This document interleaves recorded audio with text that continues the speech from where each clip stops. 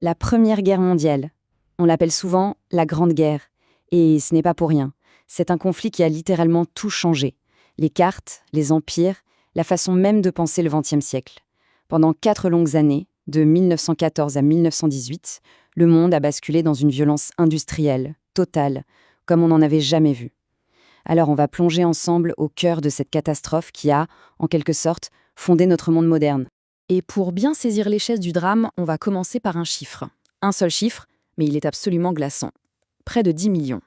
10 millions de morts. Et là, on ne parle que des militaires. C'est le coût humain direct. Un bilan qui n'a aucun précédent à l'époque. Ça force à se poser la question, mais comment a-t-on pu en arriver là? Ok, donc on part d'une guerre, mais pas n'importe laquelle. Ce n'est pas juste un autre conflit européen comme il y en avait eu tant. Non, celle-ci, elle a vite dépassé les frontières du continent, pour devenir la première guerre vraiment moderne, industrielle et surtout mondiale. Mais qu'est-ce que ça veut dire mondial à ce moment-là? Pour comprendre ça, il suffit de regarder la carte de l'époque. L'Europe, en gros, c'est deux camps qui se font face. D'un côté, on a ce qu'on appelle les puissances de l'entente, la France, le Royaume-Uni, la Russie, et de l'autre, les puissances centrales, l'Allemagne et l'Autriche-Hongrie. Mais le détail qui change tout, et c'est ça le point clé, c'est que ces pays ne sont pas seuls. Ils ont d'immenses empires coloniaux. Donc, au moment où la guerre éclate en Europe, c'est un effet domino. Mécaniquement, des millions de soldats et des tonnes de ressources venues d'Afrique, d'Asie, du monde entier sont aspirés dans le conflit. Bon, la question c'est comment tout ça a pu s'embraser. On entend souvent parler de l'assassinat d'un archiduc comme du déclencheur. Et c'est vrai, c'est l'étincelle. Mais il faut bien voir que cette étincelle, elle est tombée sur une véritable poudrière. L'Europe, depuis des décennies, était sur le point d'exploser. En fait, les tensions s'accumulaient de partout. D'abord, il y a la montée des nationalismes, surtout dans les Balkans. C'est une zone super instable. Ensuite, les grandes puissances sont en pleine compétition, une rivalité féroce pour les colonies, pour les marchés. Et puis, il y a ce système d'alliance militaire, un vrai sac de nœuds, où tout le monde promet de défendre tout le monde, ce qui garantit une réaction en chaîne. Et pour couronner le tout, une course aux armements complètement folle, qui rend la guerre de plus en plus probable aux yeux des militaires. Et voilà, l'étincelle, on y arrive. Le 28 juin 1914, à Sarajevo, l'archiduc François Ferdinand, qui est l'héritier du trône d'Autriche-Hongrie, est assassiné par un nationaliste serbe. Et là, cet attentat, ça déclenche une crise diplomatique à une vitesse fulgurante. L'Autriche-Hongrie accuse la Serbie et veut en profiter pour régler son compte au nationalisme serbe une bonne fois pour toutes. Seulement voilà, l'Autriche-Hongrie n'ose pas y aller toute seule. Elle a peur que la Russie, qui est l'allié de la Serbie, s'en mêle. Du coup, elle se tourne vers son grand allié, l'Allemagne. Et le 5 juillet, l'empereur allemand Guillaume II fait une promesse. C'est ce qu'on a appelé le chèque en blanc. En gros, il dit à Vienne: allez-y, on vous couvre, quoi que vous fassiez. C'est un moment absolument décisif. Ça donne le feu vert à l'Autriche-Hongrie pour passer à l'attaque. Et à partir de là, c'est l'engrenage fatal. Le fameux système d'alliance se met en marche et tout s'emballe. Regardez la chronologie, c'est hallucinant. Tout ça en à peine une semaine. Le 28 juillet, l'Autriche-Hongrie attaque la Serbie. Bim! La Russie mobilise pour aider les Serbes. En réponse, l'Allemagne déclare la guerre à la Russie et dans la foulée, à la France. Pour attaquer la France, les Allemands envahissent la Belgique, qui était neutre, et ça provoque l'entrée en guerre du Royaume-Uni. En quelques jours à peine, c'est tout le continent qui est en feu. À ce moment-là, tout le monde pense que la guerre sera courte. À Noël, on sera de retour à la maison. C'est ce que disaient beaucoup de soldats. Quelle illusion! Très très vite, cette guerre de mouvement que tout le monde imaginait s'enlise. Et elle se transforme en quelque chose de nouveau et de totalement terrifiant. Une guerre d'usure, une guerre de position. Le plan des Allemands, qu'on appelle le plan Schlieffen, c'était simple. Écraser la France en 6 semaines et ensuite se retourner contre la Russie. Mais en septembre 1914, il y a un coup d'arrêt. C'est la première bataille de la Marne. L'armée franco-britannique réussit à stopper les Allemands juste avant Paris.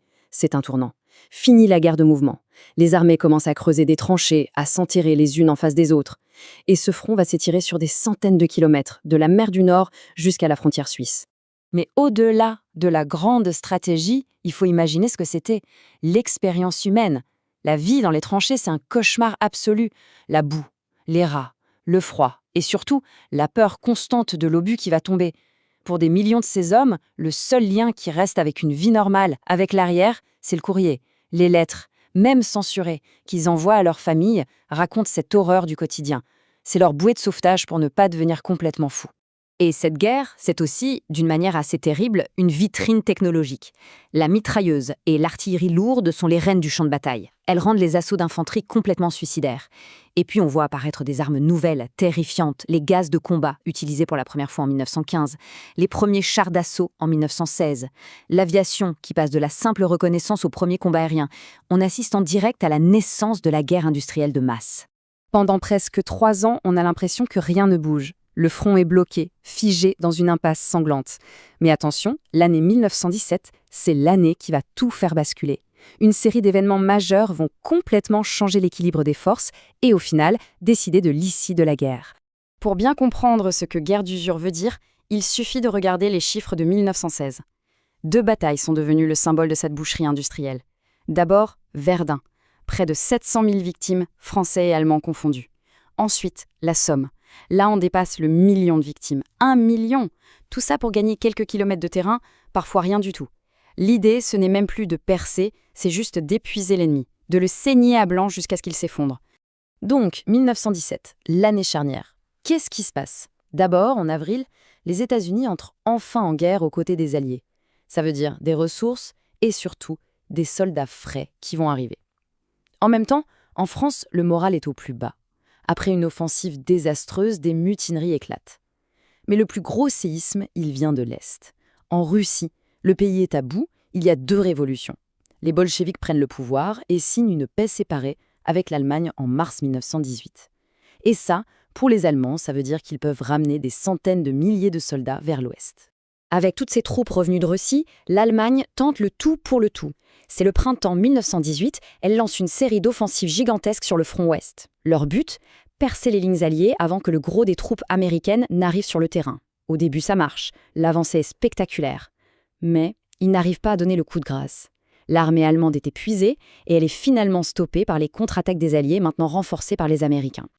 L'échec de cette dernière grande offensive, ça sonne le glas pour les puissances centrales. C'est la fin. Le 11 novembre 1918, l'armistice est enfin signé. La guerre est finie. Mais le monde qui en sort est totalement méconnaissable.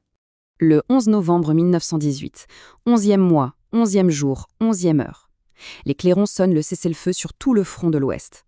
Après plus de 4 ans de vacarme et de fureur, un silence incroyable s'abat sur les champs de bataille. Mais attention, la fin des combats, ce n'est que le début. Le début d'une reconstruction politique, sociale et psychologique qui va être extrêmement longue et difficile. Et politiquement, le changement est sismique. L'une des conséquences les plus folles de cette guerre, c'est la disparition pure et simple de 4 empires. 4! Regardez bien, l'Empire allemand, l'Empire austro-hongrois, l'Empire ottoman et l'Empire russe. Tous ces géants qui dominaient la carte en 1914 sont balayés, ils n'existent plus. À la place, on a un vide immense et plein de nouvelles nations qui naissent, souvent dans la douleur et l'instabilité. L'héritage de cette grande guerre est partout. La carte de l'Europe et du Moyen-Orient est complètement redessinée. Le fameux traité de Versailles impose à l'Allemagne des conditions si dures qu'elles sont vécues comme une humiliation. Ça va nourrir un ressentiment terrible.